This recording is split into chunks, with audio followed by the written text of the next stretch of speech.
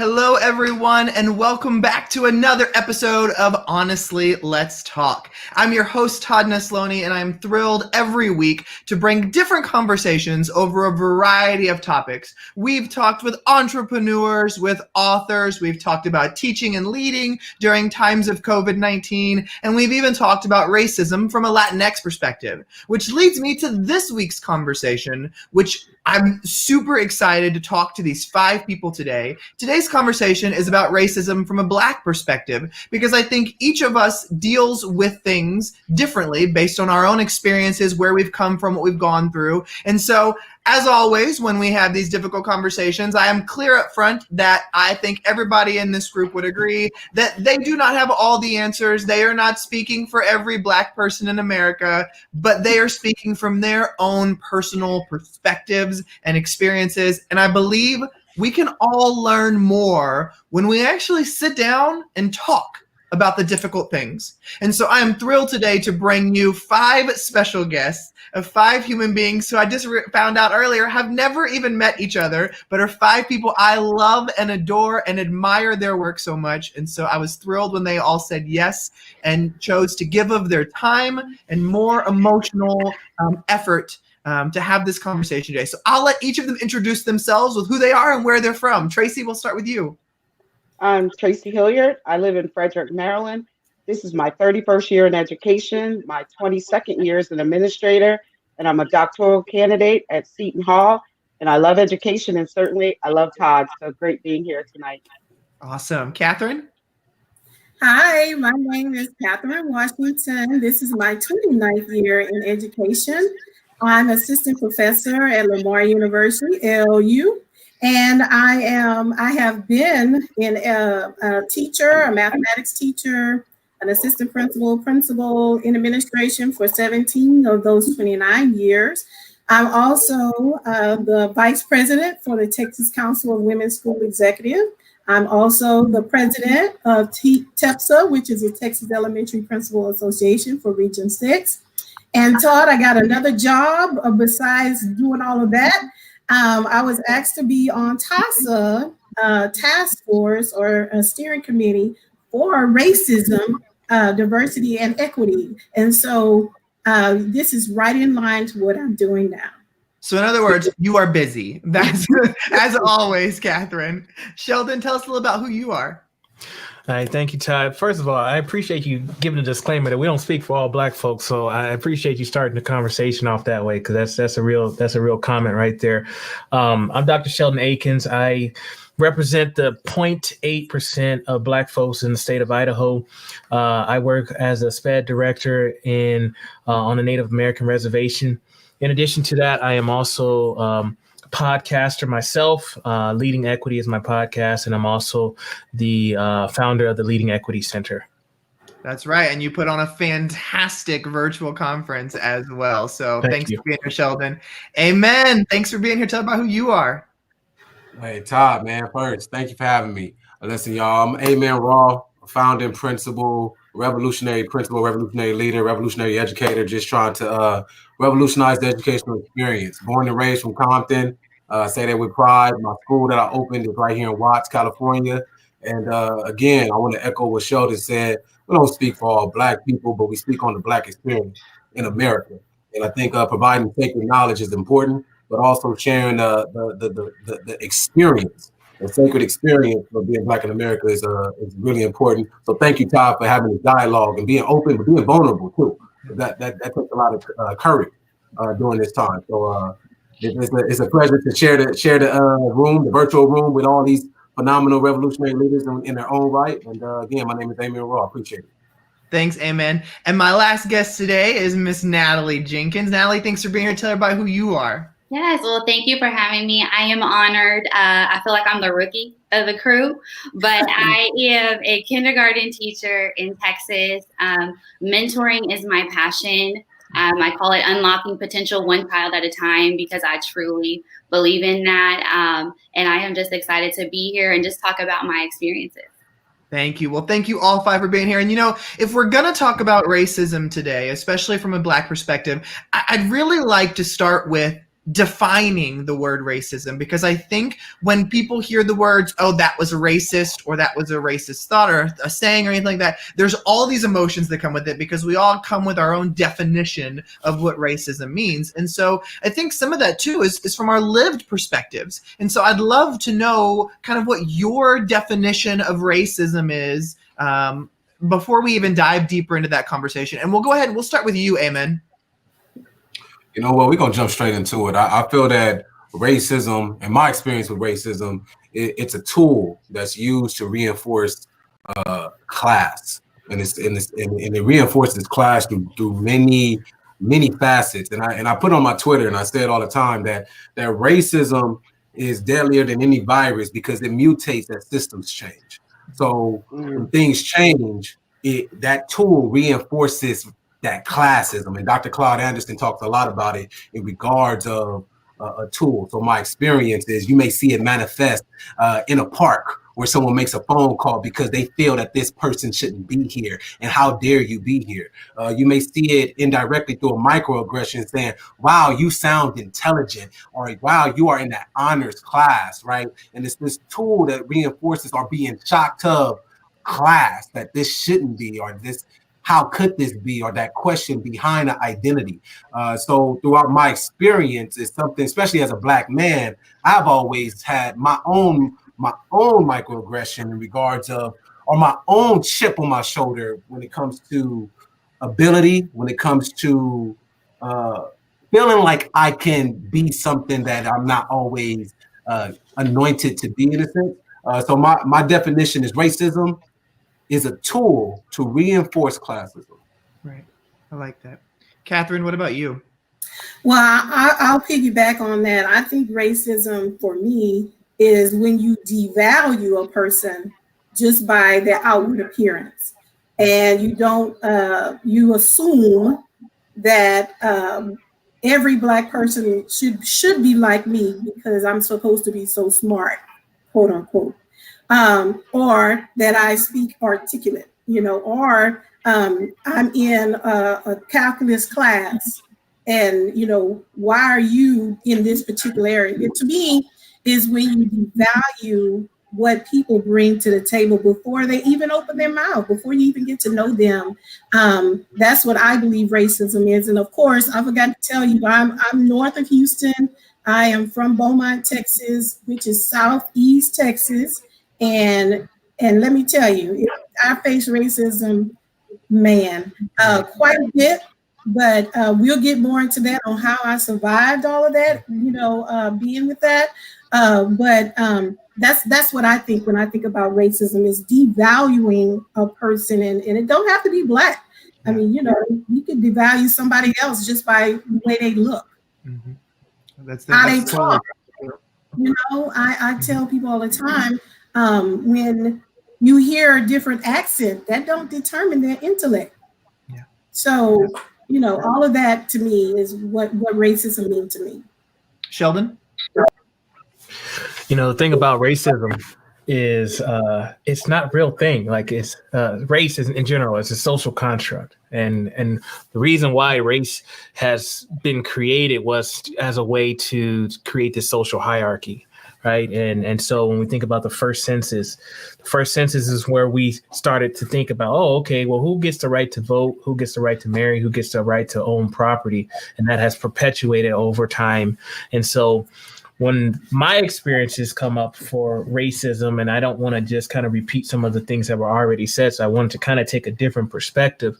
But when we think about historically how racism has always been put to keep white supremacy at the top and to keep other people of color or BIPOC folks, place them in an oppressed state. And that has continued to happen, and it will continue to happen if we don't do something about it, if we don't work to be anti-racist. Because if we're not anti-racist and we're just bystanders and we're just sitting there, well, I didn't participate in it, I didn't burn any crosses, I wasn't out there with tiki torches, that's not me. But we're not working to actively dismantle this problem, then it's going to continue to be this way. I guess we'll go into a little deeper, but I mean, that's for me, racism is a social construct based off of nothing biological. It's just all about white supremacy. Right. Natalie? First, I want to say it's amazing that you mentioned that none of us have met each other, but how we each echo the same sentiments when you ask us what is our definition of racism just based on being Black in America and our experiences. I would say that for me and how I've experienced racism is before I've opened my mouth, when I walk in the room thinking, you know what I'm about, you know what I like, you know what I'll say. You know what music, you know what TV shows to say to try to relate to me based on just my outward appearance, and thinking, you know, my food taste and all that. And I haven't said one word. So it's immediately being labeled and judged before I present myself as who I am. Right. That's powerful. Tracy? I would guess I'll kind of hit like Sheldon did as well, to take that historical look. I think it kind of starts back with slavery. When we think about how we were enslaved, we were brought to America, we helped that slave owner build his wealth. We weren't a part of that wealth. Then we were freed, so-called freed. And then the Jim Crow laws kept us down as well. So it was a race/classism type thing as well. So then we look at the Voter Rights Act and the Civil Rights Act. They gave us that legal footing, but it really didn't give us that economic footing, what I think is keeping most of that when those racist attitudes are there, because money is also part of that superiority complex that they may have when they look at race, and we've just never caught up. So I think it's from all of those things. And even Lyndon B. Johnson, when he gave a speech at Howard University, and he talked about you just can't take, you know, that slave and put them at the finish line or at the start line and say, hey, let's go, when you've had barriers along the way. So I think those barriers really build on what racism is. And it's a matter of that wealth and closing that. And we just haven't closed that gap. So those ones that thinking they're superior have used that wealth to kind of keep it there with the racism that you see and the automatic judgment, as you know, she spoke of as well, that it is part of that judgment. When we walk in a room, they already see who we are. So.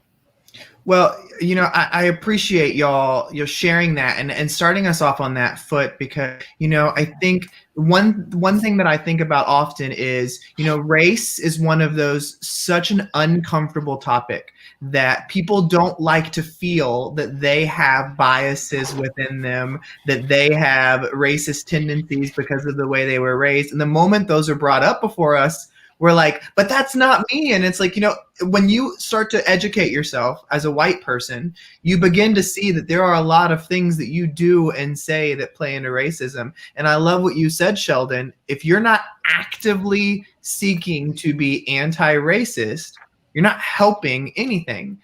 But when we talk about this, one thing that's always important to me is really humanizing this conversation so that people can see the way it's affected you personally. And so I'd love to just kind of spend a couple minutes just talking about how have you experienced racism in your own life, whether it was blatant in your face or a microaggression. Tracy, we'll start back with you. I'll go about, we had to do some training with our staff last week during PD, and I shared a story with them that I was in the grocery store. It was on the Saturday. Most of us are pretty relaxed in our dress on the Saturday. I had on a baseball cap, just jeans and a sweatshirt. So there were people before me, 2 white ladies were before me. And when the lady asked them, how were they going to pay? She goes, and how are you going to pay today? She asked them. She rang up all of my things and she said to me, are you using your independence card? And I looked at her and I was like, excuse me? You know, I said, what did you ask? Because it was one of those things like, you didn't ask me how am I paying? You just assumed because I had a cart full of groceries, not knowing that I have a son home that eats everything out of the refrigerator. That's why the groceries were there. But judge me just because, thinking I couldn't pay for my groceries or that wasn't enough. And so I didn't throw a fit. I waited, paid for all my stuff, talked to the manager, and I shared with her about, you know, you might want to talk about diversity with your staff and to say to them, you need to ask the same question to everyone. How are you paying? Because she made she looked at me, characterized me, and just said she doesn't have her own money to pay for her groceries. So that's just one example of something that's just happened to me. And, you know, it shook me a little bit, but I said, I could have easily said to her, you're a cashier, Right. you know, I'm highly educated, you know, and doing well, but I didn't go there with her. I just said, you know what, I'll let her have her moment. Yeah. Amen. Yeah, you know, it's funny. Throughout I'm gonna go back to my school experience, my K through 12 experience. For majority, I was in Compton Unified Schools. So then I got into some trouble, and then my parents took me to a different public school in Long Beach. That was the first time I experienced racism, because it was the first time I was ever around someone that was white for a long period of time. I grew up in just Black and brown people. So when I turned 12, it was the first time I was in a class where I was the only Black person in the class. And I remember one thing that I was good at when it came to school, I was good in math. So I was in this accelerated math program, and I remember my first day, and I'll never forget it. And the teacher, she asked me to go back to the counselor because they think that they gave me the wrong classes. And I didn't know it at the time. I think when you're 12, you don't know those things, right? And you know, now that it was that form of like, wait, no, you can't. I don't think you got the right class, right? That was that initial feeling for me of like, wait, I'm second guessing myself, right? Then then being in education, it's not that many Black men. I think it's 2%. But I want to touch on something because I see in the chat, someone said don't mix racism with polarization, and I think it's important that when it talks about racism and then you talk about systemic racism, you talk about macro. You cannot talk about macroeconomics without talking about racism. When you talk about slavery, when you talk about these different things, being Black, being born Black, you walk around with this anger. If you know the sacred history of what has happened to people of your color that look like you. So epistemology is the study of knowledge, and it talks about which is more important between knowledge and experience. And I'm gonna say this real quick. I have experienced racism through other people's experience, from observing Emmett Till, right? From hearing the stories of Emmett Till. I have experienced racism throughout my youth of constantly seeing in my community different things that have happened to other people and directly to me. So when we're talking about how marginalized communities systemically has taken place in communities that look like me, we can't, although they're not always binary, we can't just say not mix it, because a lot of the sacred knowledge and the sacred history has it mixed, right? It is reinforced. So I want to say that we want to make sure that we talk about that. But to go back, my experience was being reinforced that, you know what, hey, this classroom may not be for you. Yeah. And that's the reality. Natalie? Yeah, I kind of have to piggyback off of that. The classroom, I always say, was used to magnify that I was African-American in the classroom. And I felt like my teachers used that as a tool. The first thing I remembered, it was a science class, and my report cards. And, you know, my parents were big on grades and rewarding for such. And so I didn't understand my grades. I knew the work I was doing, but I didn't understand my grades. And so my parents said, hey, let's bring all your work in. If you're saying that your grade doesn't match what you've been doing, let's bring it in. Let's talk to that teacher. So I have all my papers that have my A's on it, and not the C grade that she gave me. And in front of my parents and myself, she proceeded to say, well, I don't get to know the names of my Black students. So I didn't, you know, she didn't know that that's what she was giving me. I think the name Natalie has generally given me a pass on paper sometimes, but her thing was, well, I don't get to know, and she was just going to put whatever she wanted in the grade book. That is, I can't even fathom, alone having that thought, but verbalizing it in front of the child and the family, like that's wild. Sheldon, what about you? Man, I was having the hardest time trying to narrow down one instance. That was a struggle right there. So I live in Idaho. But anyway, I grew up in Houston, and I was at a charter school, and 11th grade, as a matter of fact. And what happened was we were in government class, and there was a white teacher. This is an all Black brown classroom. The teacher says, In order to be president of the United States, you have to be white, you have to be at least 40 years old, you have to be a U.S. citizen, and you have to have a family. So I'm sitting there thinking, I'm processing what this teacher just told me. I'm like, hold on, bro. Say that one more time. He said, in order to be the president of the United States of America, you have to be white, you have to be 40 years old, and U.S. citizen, have a family. I said, man, I don't see that in the textbook.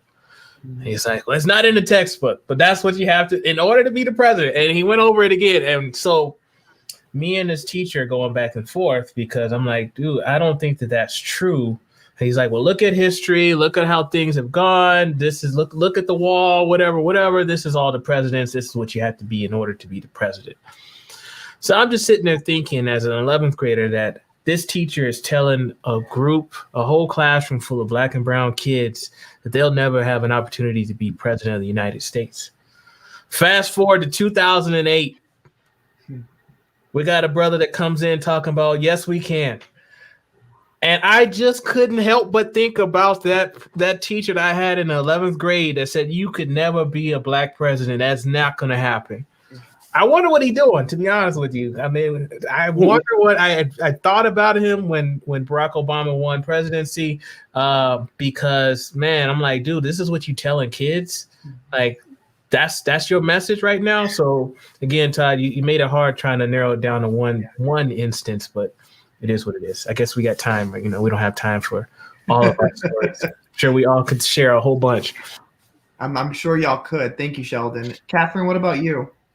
I'm feeling the same way as the rest of the panelists. It's really hard to narrow down to one. And I guess with me being in the South and Southeast Texas, where I grew up was maybe 7 miles from Vidor, Texas, if nobody knows about Vidor, Texas. Okay. If you were in Texas or even in the nation, you know about Vidor, Texas, and the racial, you didn't stop in Vidor if you were Black. Let me just say that. Mm-hmm. And so growing up during that time, in the 80s, I was in high school. And I remember we had to go to Vidor to play a game. I was part of the color guard. I twirled a rifle. I was part of the flag team. And so, and mind you, let me backtrack. My mother was a teacher. My father was a pastor. And so I was around a lot of educators. My father is still a lifer for NAACP. They fought against all of the racial inequalities. That's all I've been exposed to. But the first time I actually physically felt racism was when we went to Vidor. And our band director, because my school was very diverse. I mean, we were very diverse. It was Black, white, the Hispanic. We all got along, which is a beautiful thing, if you know.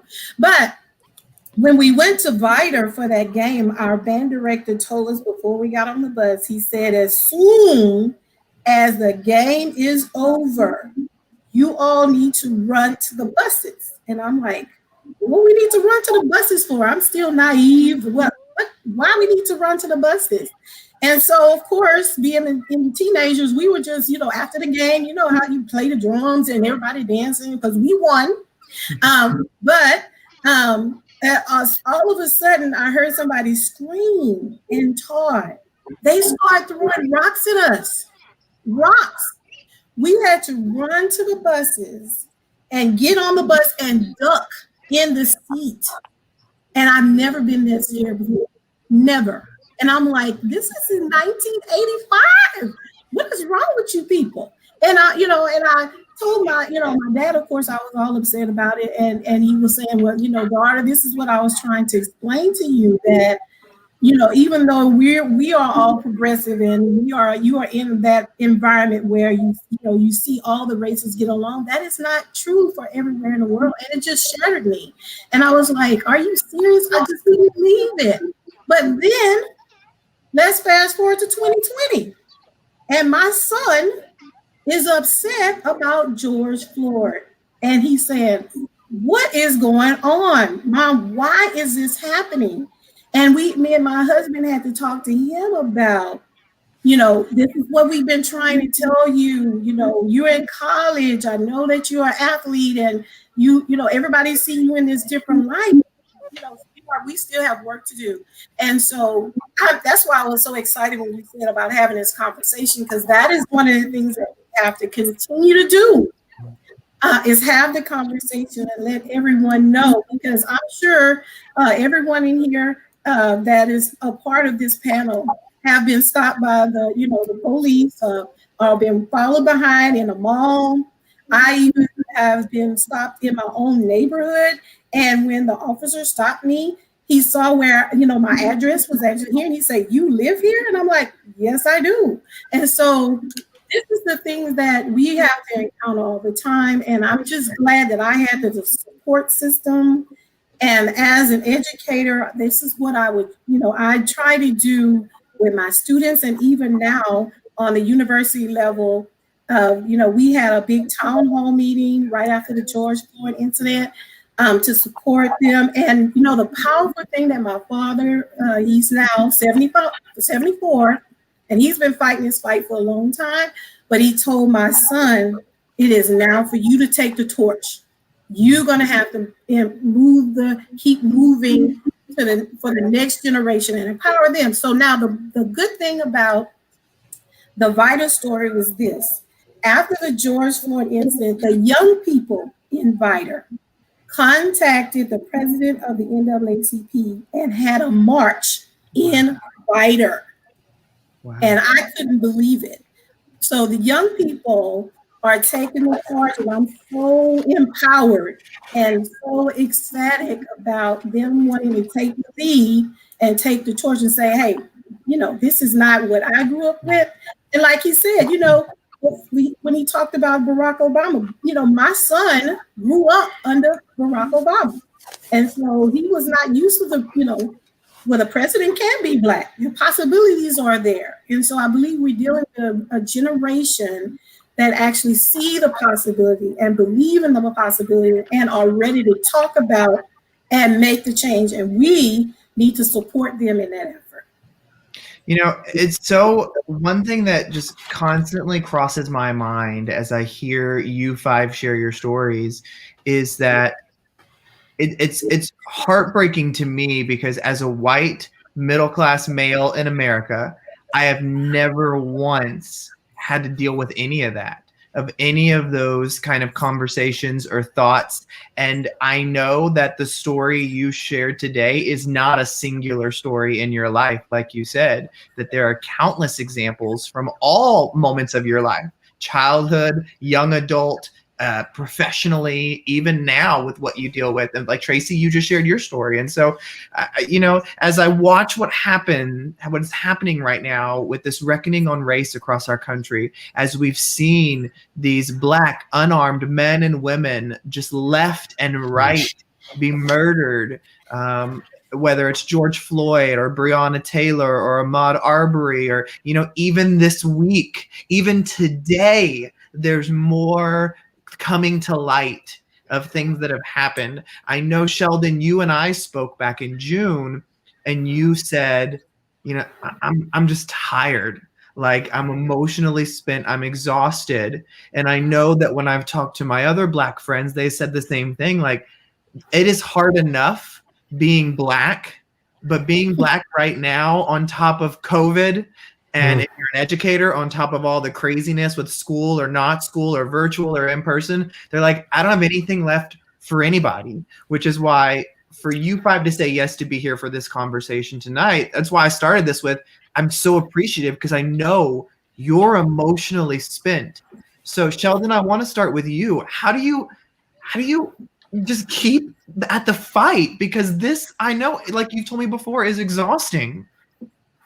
Man, and when we met, it was like fresh. Like George had just got killed, like a couple days, and I'm like, bro, I cannot jump on this thing with you right now. I'm not here, and it's just another situation. It's like, man, I could go, we can go back to Rodney King. I mean, doing like all these things that happened during my lifetime. It's just always another person. It's always another person, and I know that I've had experiences like with Alton Sterling and then Philando Castile happened kind of like a little bit afterwards. And I just remember coming into work one day and I was just like, man, I'm in Idaho.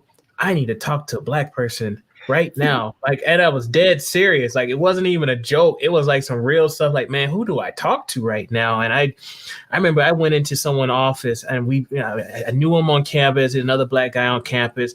I knew him, but he wasn't just like my dude or whatever. But we knew each other. I just went in his office and just closed the doors. Like, man, can we just talk? Can we just find a space? Look, I don't know you that well. You don't know me that well, but we got a common issue going on right now. Let's chop it up.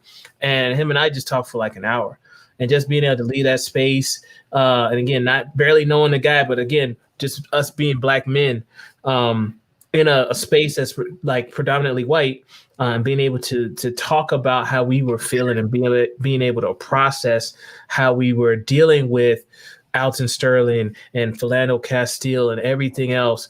So now when these situations occur, because they continue to happen, right? I find a space to locate Black folks, to Black men, and just, man, let's talk. How are you feeling right now? Are you going into work today? Because, you know, like you said, Todd, as educators, we're still required to turn in those paperwork or those assignments, those reports still got to get turned in. We still got to show up to Zoom calls and pretend like we smiling and stuff. We still got to do those things. You know, work continues. So just being able to find a space to decompress and then get back into it has been very helpful for me. Thank you, Sheldon. Natalie, what about you? Just being able to wrap my head around it all, not only as an individual, but I have a young son who will one day be a Black man in this world. And so my mind is constantly going and constantly thinking of how to continue the conversations that I have with him, that my parents had with me, and that is still going, and just really preparing him. But honestly, allowing myself to rest, allowing myself to turn off my TV, to turn off the social media, and that it's okay. And that sometimes all of this can be burdensome, and that's okay.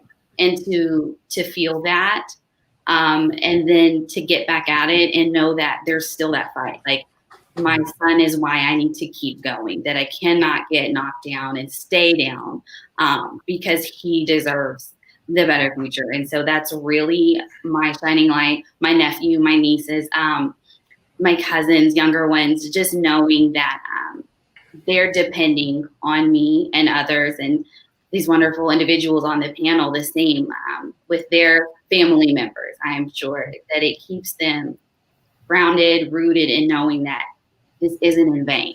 Right. It might seem like it at the moment, but it's not in vain. Right. Thank you. Catherine? I guess for me, being raised in the church, my faith is what keeps me going. It keeps me strong. And also seeing the civil rights movement firsthand from my parents, from my grandparents. My grandfather had a doctorate degree. I mean, I was exposed to all of that. And so I remember I told you once time before, Todd, you know, family is important. And that's one of the reasons why family is so important. Being able to have that support. But what keeps me going is knowing that the work is not done. The work is not done. I think some people get wrapped up in saying, oh, yeah, we had the voting rights. Or, oh, yeah, Brown versus Board of Education. We won. And no, we still had work to do. And so there was one quote that I found that from Coretta Scott King, and it was so eloquently said, freedom is never really won. You earn it and win it every generation. Mm-hmm. And so if you're Black in America, you cannot get tired. I mean, we can, you know, physically get tired. We get tired of seeing it. And just one thing, you know, seeing it now, but on TV on a national level is new, but it's not brand new to us. Mm. We see it all the time. We have been living it all the time. And so when I talk to other African Americans and Black people, and they tell me that they're tired, and I'm tired of seeing it. They're not getting it, and I think about God, 300 years of slavery. They did not get tired. Maybe they might have got tired. They had their own little thing, but they kept pushing, and that is the shoulder that we are standing on. Because if they didn't survive, I wouldn't be here. Right. If they didn't keep pushing, I wouldn't be here. Right. And so that is when I get tired, and like, I told you before, I compartmentalize because I am in the academia. I'm a part of these different organizations where most times I am the only African American there. I compartmentalize and know that my family is there supporting me. And so I have to be cognizant, but also aware that I have to keep pushing for the change that we want to believe in. And that is the main reason why when the George Floyd incident happened, and my son was upset, he was home from college, already upset about his track season being destroyed. And then the George Floyd incident happened, but I'm glad it did, because that gave me and my husband the time to get him refocused, let him understand that the work needs to be done. And that's how we ended up having the town hall meeting at my university, and where we brought other African-American children on campus together with the city leaders. We even had people from Washington, D.C., from Homeland Security, and also from professors from out of the California area that was from Beaumont area that gave them the outlet. We talked about mobilization. We talked about the crucial conversation. We talked about the women in the movement. We talked about all the different things that they can have the tools. This is why I'm saying we have to support each other. Yeah. And the elders that were at the table could tell the young people, you have to understand this is a marathon. This is not a sprint. I know they're growing up in the microwave world, but guess what? This is a marathon, and it will take time, but you keep pushing, you keep having the conversation, and you speak up, and then know that we're here to support you and give you the tools that you need to continue to grow this movement. And like I said, they have to earn it for their generation. So it's a never-ending fight, and I'm a part of a family that we like to empower, give people the tools to be able to articulate, give them the avenues, the networking on who they need to talk to. And so, as you can see, it's passionate for me, because that is, I believe the push that we have to empower. And that's, of course, my shirt tonight, empower. Right. Tracy, what about you? I would just say too, I think about when I'm tired, and as she said, we shouldn't give up, but I won't give up. But I think about when they see me, and I think about what do people think when they see me, not just my peers, but I'm thinking anyone, if I'm walking down the street, when are they just going to see me as a person? I don't want to hear, I don't see color, because then you're insulting me, because then you're not giving me who I am. But I think from the piece that I look at, I want them to just see me and say, she's a wonderful person. This person has this great character trait. And I want my kids to see too, mommy may have battles, but you know what? Mommy keeps her strength about her. I keep my sense about me, and I want them to be proud of who I am so they can be proud of who they are, so they can start to have those conversations with their peers that they're with, because I think sometimes we leave out that conversation when people have these biases, when they think about, when they look at someone to say, oh, they're this, but you haven't even talked to that person. So I want to be that facilitator, have my kids be that facilitator of those conversations, so we can start to look at our differences, but yet to see how those differences make our world a better place, that we all don't have to be one singular color, one singular group, that we can all bring our gifts to the table and make our United States truly united. And that's kind of what I want my kids to see, that they can be that facilitator, they can carry that torch. Because I think slowly but surely, as we see, we're losing a lot of our torches that were there with us. Yeah. John Lewis, many others that we're losing.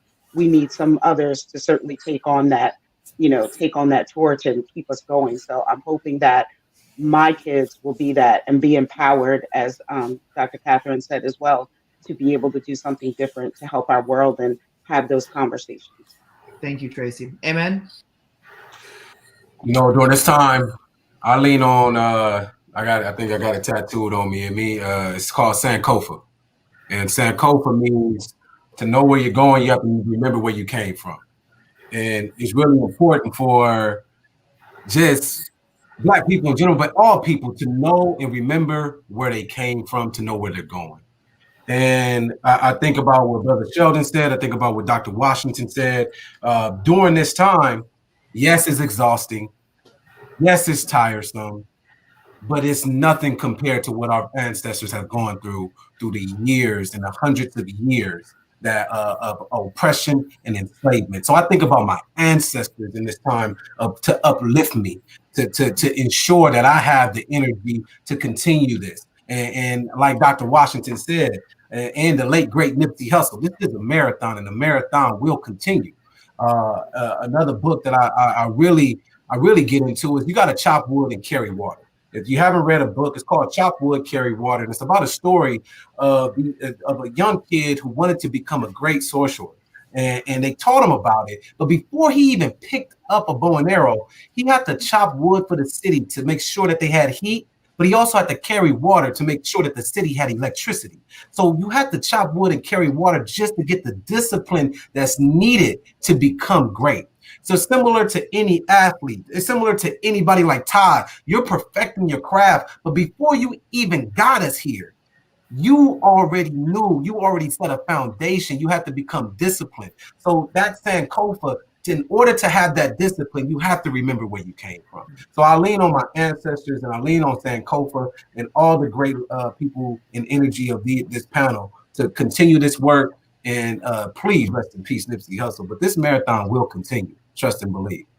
Thank you. Amen. And as we wrap this up really quick, guys, I want to end with one final question as we wrap this up quickly. And that is, there's a lot of people listening today who are trying to be allies in this and are trying to be part of the solution and not part of the problem. What is one quick tip you can give to somebody over a way they can be a better ally? We'll start with you, Tracy.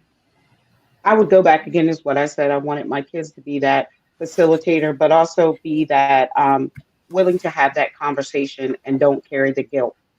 Thank you. Natalie?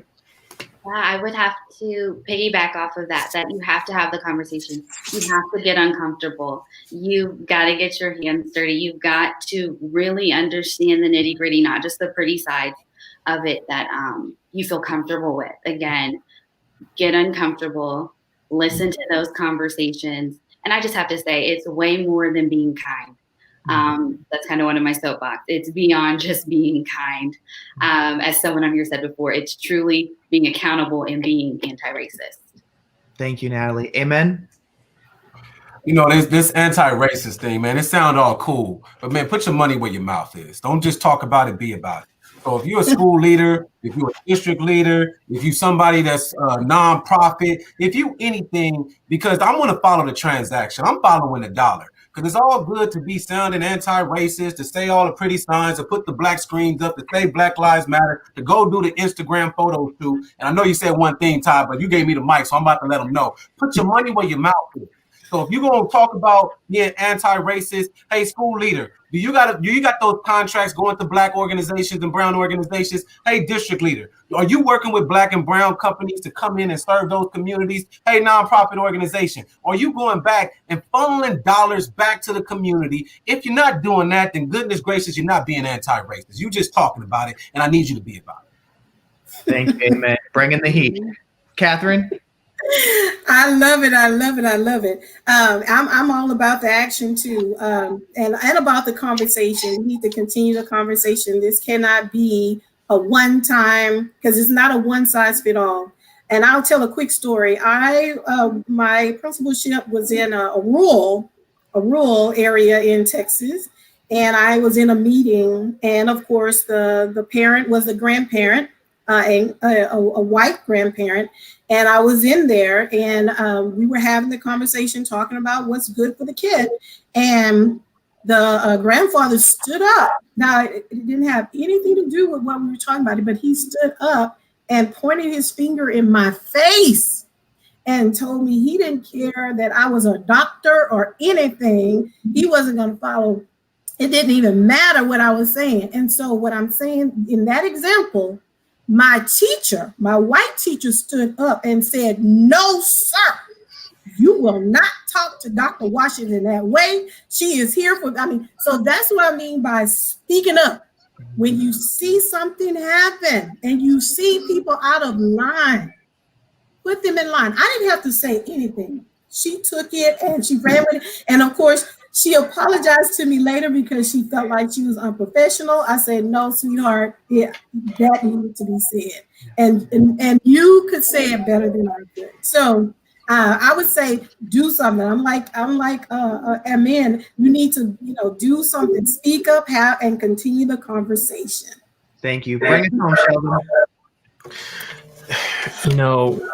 When we say that Black Lives Matter, because that's the sexy thing now. I mean, Black Lives Matter been around forever, right? At least 2012. Everybody was on that train, but now all of a sudden we're on that train, and it's okay to say it. It's acceptable. It's a thing now. But if we're really about that life, what does that look like in our classroom? If we're out there protesting and we have our signs up, we're taking time to do our photo ops. Look at me, guys. I'm out here for the cause. Change my profile pic and all that good stuff. What does that look like in the classroom? Do our students know that their lives matter to you? Are you providing relevant content to them? Are you providing cultural responsiveness when it comes to your classroom, or are you still teaching the same way you've been teaching, but you're saying Black Lives Matter, but not in your classroom? So how do we make sure that our kids know and our parents know that their lives matter beyond just you outside picketing and posting on Twitter? But what does that look like in the classroom with your curriculum and instruction? Well, I must say, this conversation today has given me even more to digest and grow in myself, because I think we're all a work in progress constantly, and we can constantly be getting better. I love all of what y'all said tonight. It spoke to me. Natalie, I got to tell you, that was one of my favorite things said tonight, was that it's more than just being kind. I love that y'all said, put your money where your mouth is, stand up for what others when you need to stand up again. And anti-racist work is work. It's not meant to be easy. It's not meant to be comfortable, but hopefully this conversation today of Honestly Let's Talk, for all of you listening or watching, has encouraged you enough to get out there and use your voice to stand up against racism of any kind, of any race, of any hatred out there in our world today. Thank you for joining this conversation. It's available on YouTube, Facebook, and tomorrow it'll be up on the podcast stations. You can join me every Thursday night at 8 p.m. Central right here with a new episode of Honestly Let's Talk. To my 5 wonderful friends today, thank you so much for your vulnerability, your honesty, and just your heart. I love you 5. I appreciate you, and thank you for another episode. Thank you.